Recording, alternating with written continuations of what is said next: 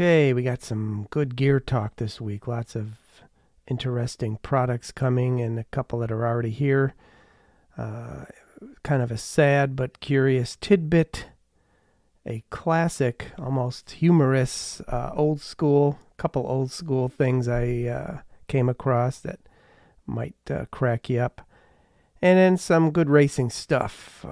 We're going to be picking up the season for the last couple races here, but there's some other things other than World Cup that is going on. With that said, it is time to get rolling. This is Short Travel Magazine. Short Travel Magazine.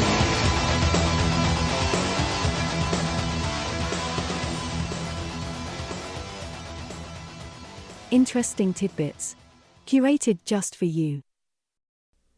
All right, let's talk about an interesting tidbit. I don't know if you were aware of this, but, the World Championships in Galentris just ended, a month ago? Has it already been that long? And they've already completely removed the race course.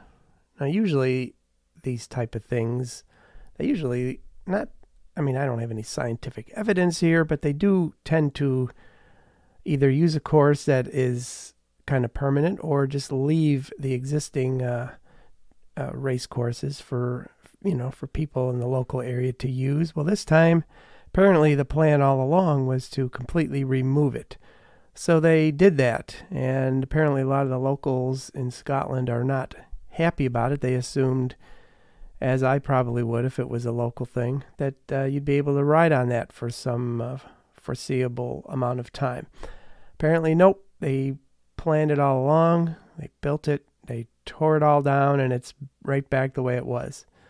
So that's kind of a bummer. It'd be kind of cool. Apparently, the local business owners and the people in charge of tourism were kind of planning on having that become a well-visited place.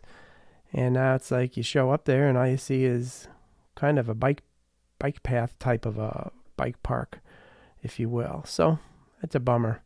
I didn't even know that really was ever a thing. I just figured once you build it, it's kind of there for good.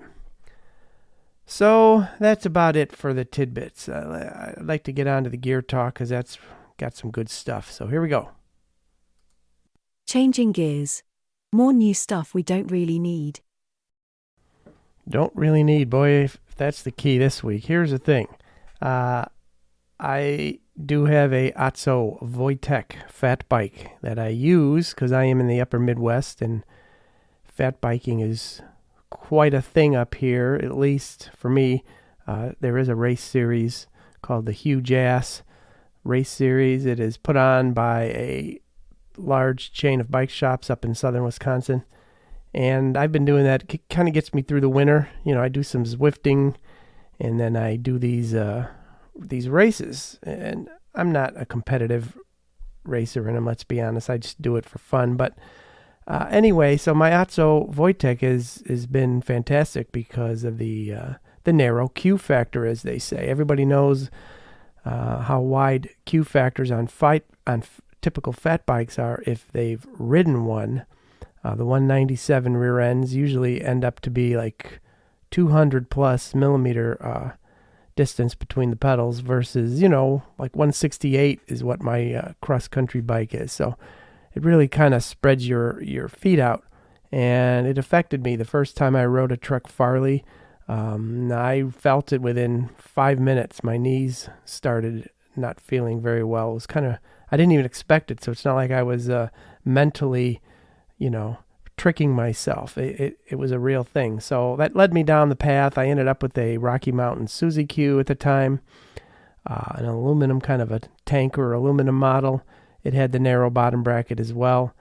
It was okay. Then I went to a carbon Suzy Q and really, really wanted a Wojtek. So I ended up getting one. I found one used, and I've loved that thing. I got 3 sets of wheels for it. I got 29er wheels. I got my race day super uber light carbon wheels, and then I got my standard aluminum wheels that I'm going to put some studded tires on for the icy times. A few times a year, I always wanted to try some studded tires. So I have 3 sets of wheels, and the new Wojtek comes out yesterday. I really have been keeping my eye on this bike for a while.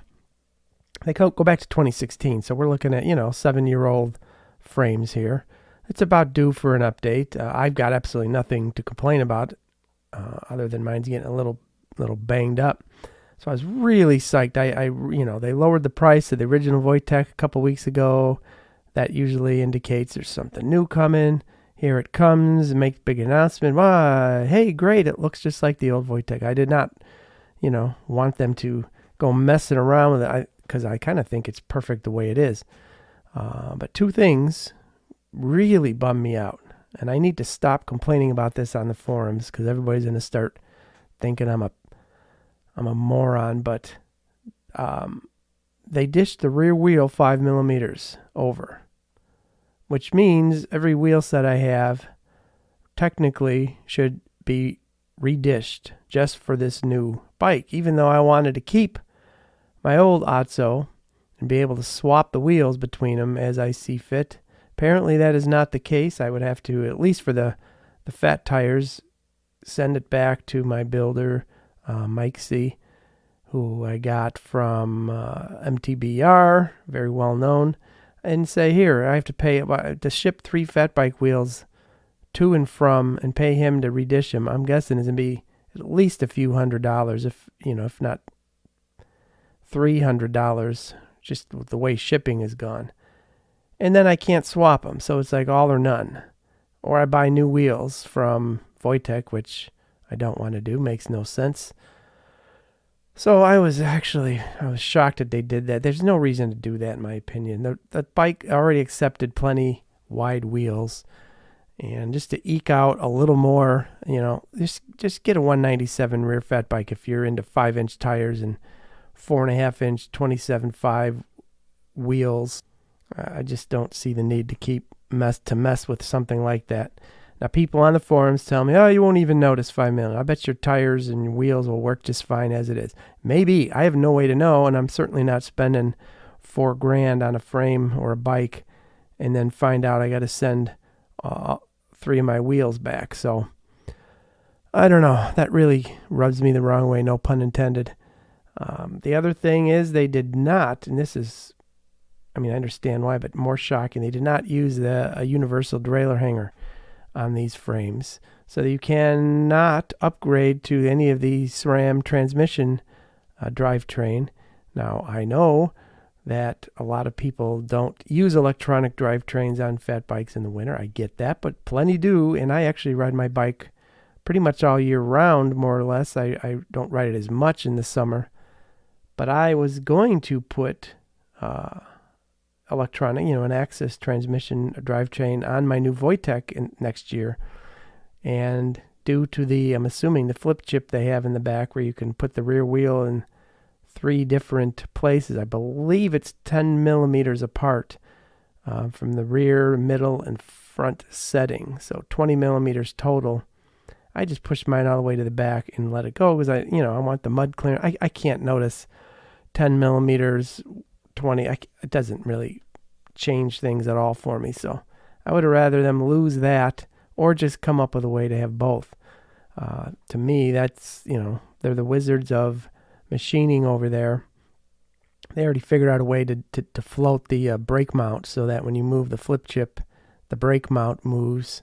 It's not attached to the frame, so I don't see why they couldn't have come up with some cool way to do that. Who knows? But as they say on Shark Tank, for those 2 reasons, I'm out. And I'm bummed because there is really no other frame out there right now that I can find that has the 83 mil bottom bracket, which gives me around 183 Q factor, which is not much wider than my cross-country bike. I don't think there are any brand new lightweight carbon frames that have adopted this old school standard of 177 rear hub with a 83 bottom bracket. Now I have Kurtlow, my custom frame builder who builds in steel. I was thinking of talking to him, saying if I could send him my Wojtek and say, here, can you match this? Just, do I need another fat bike? No, but if I had to, or if something happened to this one, that's probably be my only shot. I don't know. The whole thing is probably overblown in my opinion, but the UDH having no path forward for a modern drivetrain attachment is a bummer, because I'm pretty sure Shimano's next, if not this one coming, because the rumor has it that there's new XTR going to be shown within the next couple weeks. It's already being tested on some major publications, and it's going to be released. They've absolutely had zero spy shots. I must give them credit. I'm guessing that maybe that might require a direct mount type system as well. They have shown a patent. Shimano has already, somebody dug it up, that they've come up with a very, very similar. Of course, it's not the same. Heaven forbid we use the same mounting system. And nope, because Shimano has to have their own, so they're going to have a different system. Assuming frames that are built around UDH will be able to use this new system. I can't for the life of me imagine Shimano would be dumb enough to require a whole nother system being developed. But you never know. Shimano seems to be a little better than SRAM at keeping the old standards going. So maybe they would offer both direct mount and not. So I guess if you're into Shimano, doesn't matter. If you're into SRAM, your new Wojtek is probably going to have to dig up some old stuff, or just use the current Shimano. Kind of a bummer. So much for future proofing on a brand new frame. What else? Some new mechanical shifters while we're talking about shifting. Company's called Vivo, V-I-V-O. And this was over on singletracks.com. I don't know, about this week, a couple days ago.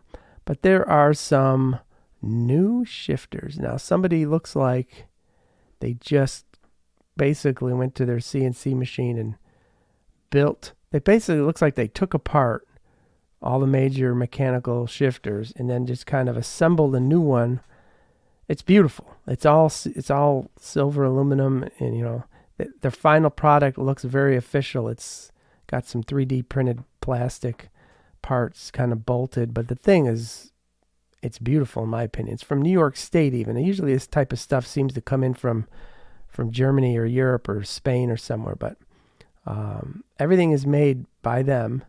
Aluminum, stainless steel, and titanium. It's $315 for one shifter. Now granted, that's insane, but when you see this thing, it really is cool. And why do such a thing? Well, here's the benefit to it.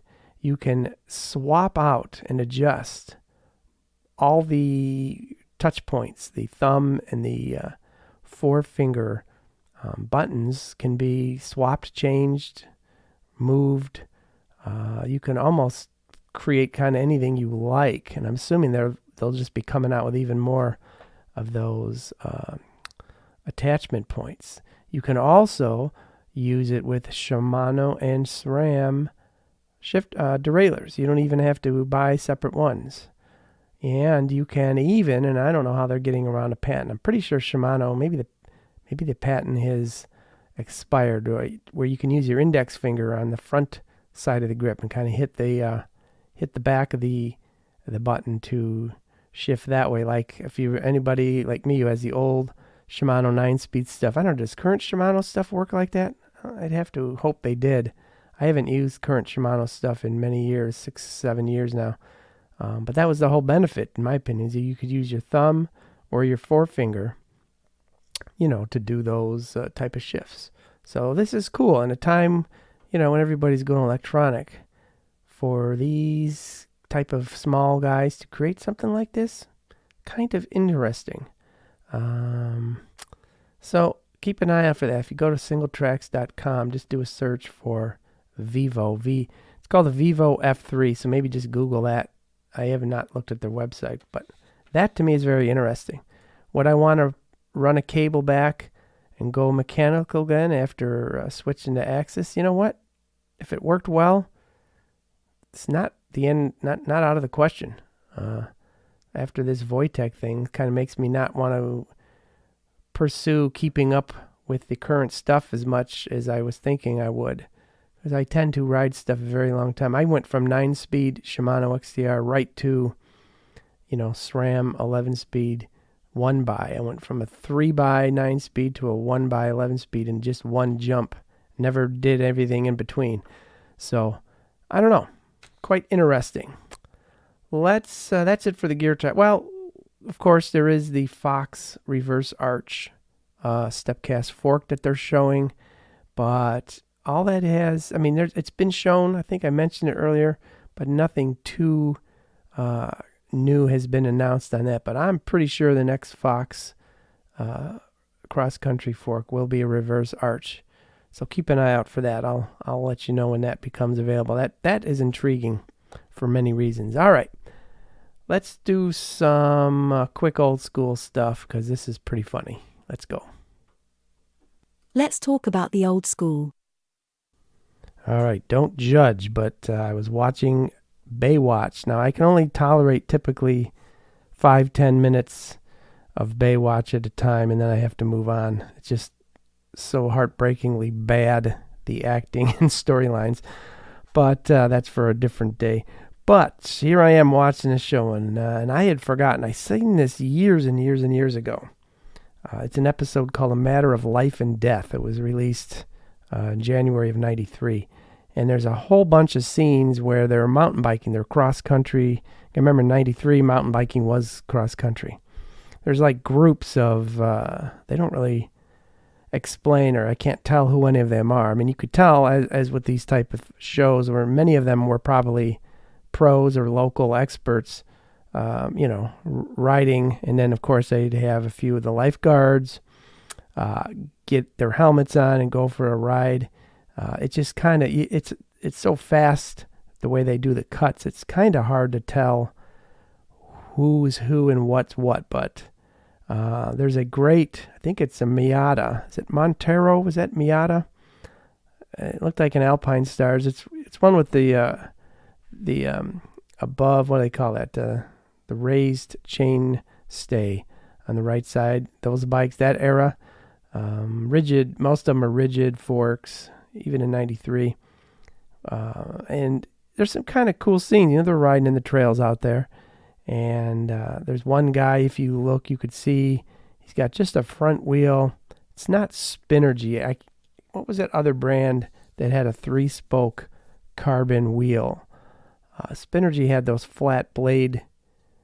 I don't think it was a version of a Spinergy wheel, but that I haven't seen one of those in ages. He saw a couple KHS Montaro. That's who it was, but they didn't have the raised chainstays. So the guy hopped on a raised chainstay. I'm 99% sure it said Miata. I could tell. And then they show him riding, and then they do a close-up, and it's a Montaro frame, KHS. So now that I think about it, they're doing some creative editing there. The woman lifeguard is just on a very plain Jane red rigid bike with, I don't even see decals on it. But there's at least a dozen racers or riders with full outfits, Team KHS, and I can't tell a few others. So just check that one out if you're ever bored. They're all on Prime. Season 3 you want to look up. So if you got Amazon Prime Video, Season 3, and you can just fast forward, and there's several scenes right in the middle, right at the end, where it's kind of funny. It's brought me back to that era. Everybody looks like a dork riding their bikes with the narrow bars, and I don't know why, but whenever you see bikers, whether it was BMX in the old days or mountain biking, they always look stupid riding their bikes. They look like they're very uncomfortable. I don't know what that is, but the second thing I noticed, and I don't know how these feeds, well, I know how, but somebody keeps releasing or showing, I keep seeing these old World Cup videos from Eurosport. Now, some of them are from ESPN here in America, like the Norbas, but the Eurosport was showing the World Cups, and this was 1991. Apparently, and that's the first year my second race ever was the 1991 Traverse City Grundig World Cup. I didn't even know until now that was the first year of the official World Cup. And I also didn't know that Traverse City was the first race of the season. So I was at the very first World Cup and didn't even know it. I actually raced. It was 900 degrees out, and it was all sand, and it was brutal. And I finished, but I was wiped out for a week afterwards, and it was the most fun I ever had, and I'm still going. But anyway, so they're showing the Mammoth Mountain World Cup, which is unlike even typical. I mean, this was long. This was at altitude. I think he said 8,000 feet. Kind of smooth because it wasn't a lot of technical. It's just climbing and climbing. And of course, it's all very barren up there. It's very dusty and kind of wide open.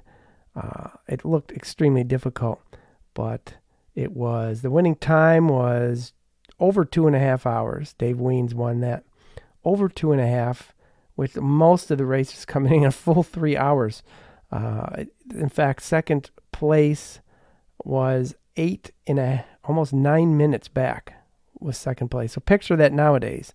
Picture a race and 9 minutes or even 5 minutes is a gap. Most of these races are a minute is pretty good. So that was kind of funny. It's such a different vibe back then. Julie Furtado was not having a particularly good day. Which I don't remember back then. It seems like I remember her kicking butt almost every race.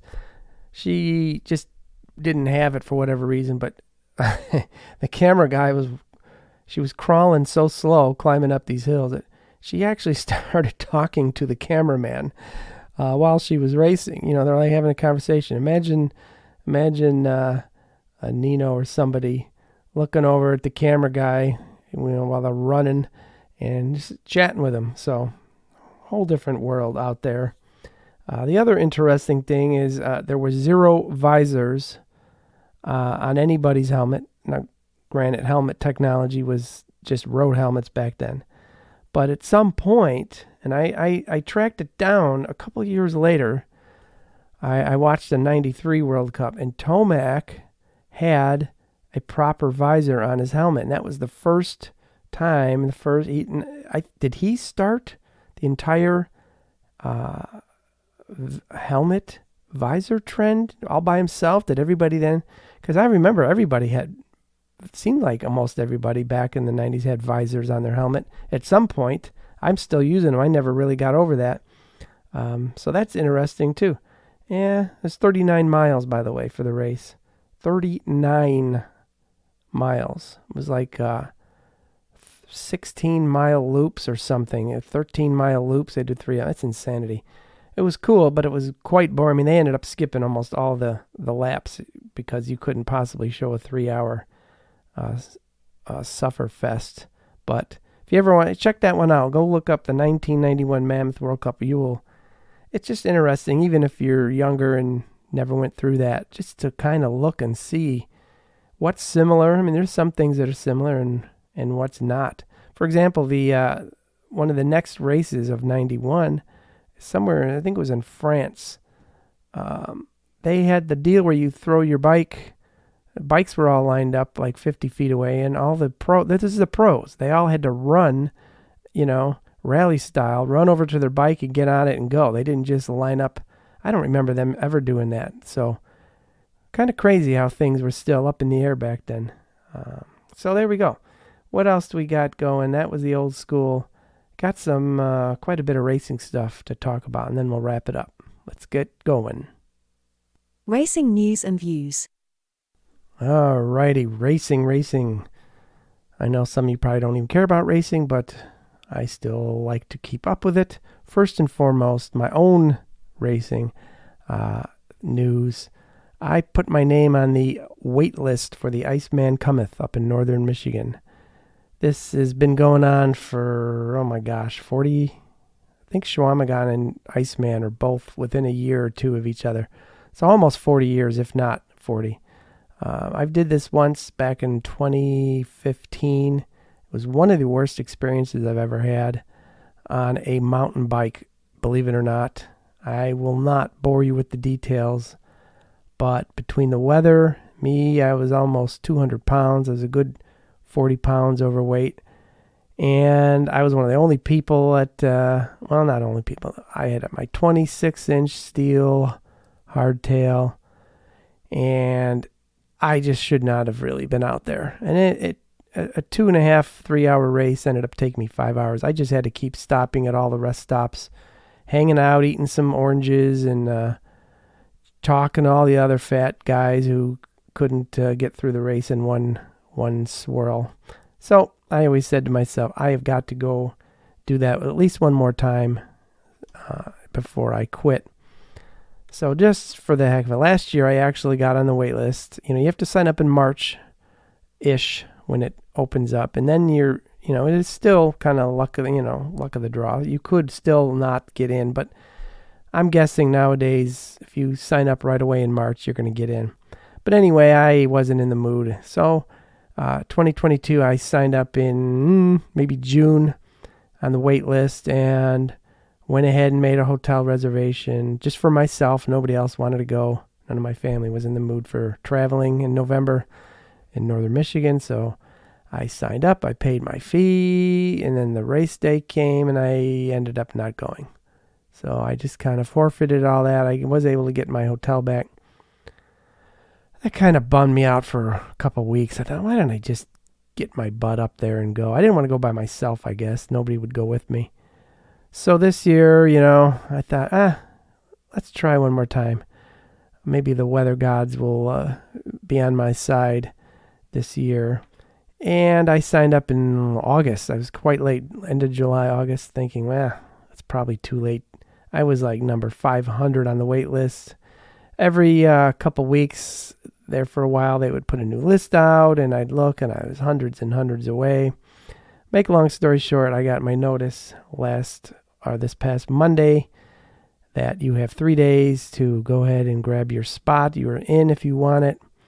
So I did that. So I will be racing, I will be riding the Iceman Cometh for the second time, November 4th.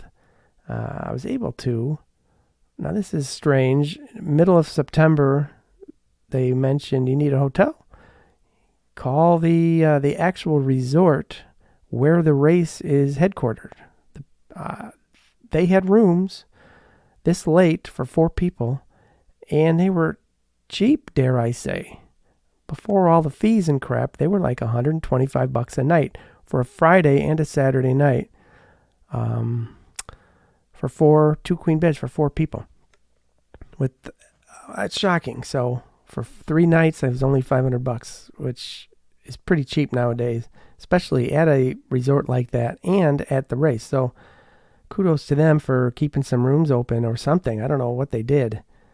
So I'm going this year, and if nobody wants to go again, I will just cancel the extra couple nights and go all by my lonesome self and see if I can get through it. And my goal is 3 hours or less. I don't even know if that's realistic. I was so bad in 2015. So I got that to look forward to. I have one more race. My last cross-country race is in 2 weeks up in Wisconsin, and then I got this one in November 4th, and then I switched to fat biking for the rest of the year. Zwifting and fat biking. Moving on, the Cape Epic route was revealed. It's the 20th anniversary. I love that race. I could watch that 3 times a year. They do have other Cape races around, and they do show them on TV, but it's usually with non-English commentators, and it's usually not all the big guns that are hitting those. So this year, March again, the 20th anniversary. I can't wait to see if we're going to get a few more cross-country people this year, or next year, I should say. But I look forward to that. So that's cool. They're going to keep that going. Schwamagon, of course, is come and gone. And Keegan Swenson did not win. That's the headline. Not who won, Alexei Vermeulen, which is cool because I know he's been busting his butt trying to get to the top at Leadville in a lot of these races this year. So excellent news for him. 14 people apparently sprinted for the win after a 40-mile race, which is kind of unusual. Usually maybe a couple take off, a couple miles from the end. but 14 of them, and pretty much all the big names were in there. And Alexi won it, so that's cool. I did do that race 2014, 13, and actually had a really good day, so my desire to get back to that has not been as strong as Iceman, but I will probably do Chequamegon next year because it's just such a beautiful part of the country up there in northern Wisconsin. So that's cool. Let's talk about the test event that is going to happen this coming weekend already. And it's, I haven't seen a whole lot of mention of it, but it is happening. Now, there's no points, no prizes, no money. There aren't even age categories, so there's just a men's and a women's race, and that's it. If you're under 23 or whatever, that doesn't matter. It's just all in, men and women, which is kind of cool. I mean, I'm assuming, if I remember, that's how the Olympics work. So basically, let's see. There are 42 countries that were invited. Now, it's all by invitation. Anybody could attend it, but only people invited can race, and their own countries have to invite them. This is not something the Olympic Committee is dreaming up. So there's 56 men and 57 women, and they're estimating a couple thousand people will show up. Being as it's outside of Paris, I would think that might be a low number. I would think more people might show up, unless they're charging a crap load of money, which seems like is the norm with the Olympics. But it's going to be a short lap. It's going to be like, they'll have a starting loop. It's like a 4 kilometer lap. What is that, like 2.5 miles? 230 meters of altitude. So we are not talking, a super climby course here. What is that, 900 feet? I mean, they can still have some tough short climbs, but this is, maybe not a Mona Mitterwaldner type of a course, although she's fast no matter what, so can't rule her out. They'll have the typical rock gardens and man-made jumps and all that type of thing. So Friday, in 2 days, is simply training. And then I have not found anybody who's going to be showing this. It doesn't show up on GCN Plus, at least the last time I looked, about a week ago. It was not listed. So I don't know if anybody's going to actually show this. Seems like they did show the one in Tokyo. Seems like I remember watching it. Maybe not. I forget. And then Saturday, they will have training again. Men training, only women training, and then everybody. And then Sunday is the big race. So,